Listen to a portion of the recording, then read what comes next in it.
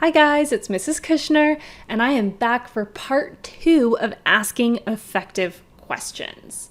In this video, you are going to learn the next 2 levels of thinking. For this video, you are going to need your notes, asking effective questions number 2, your pencil, and 6 colored pencils. Go get the supplies you need, and then click play when you are ready to continue.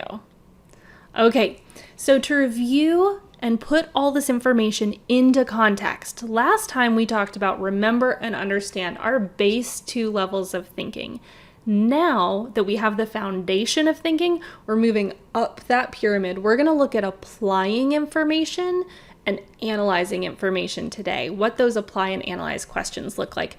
Go ahead, pause your video to label your Bloom's taxonomy triangle and use those colored pencils to shade in each level so that you can easily see what the different levels are. Click play when you are ready to continue. So to review why we're learning how to ask and answer questions. Well, the reason we're learning to ask questions is because answering and creating questions at different levels, it makes information more interesting, more easy to remember, and more easy to understand. Awesome. Okay. Let's dive in now to applying. When I think of applying level of thinking, applying questions, I want you to think of the clue phrase, use it or do it. That's why there's a little science speaker there, because doing a science experiment counts as applying your science knowledge. So to look at these example applying questions, find information about. If I ask you to find information about a topic, I'm asking you to apply your research skills to do that. If I'm asking you to write an interview, I'm looking at the very last one, write an interview with Augie from Wonder about his first year attending a school. You're going to have to think of all the stuff you know about Augie from the book Wonder and apply what you know about him to be able to write the answers to the questions that you think he would give. Also, if I ask you to show me how to play Roblox, I know this is an outside of school example, but still, if I ask you to show me how to play Roblox, I'm asking you to apply your knowledge of how to play to demonstrate it for me. All right. Next one, analyzing. Clue phrase for analyzing is compare and contrast. Now, what does it mean to analyze?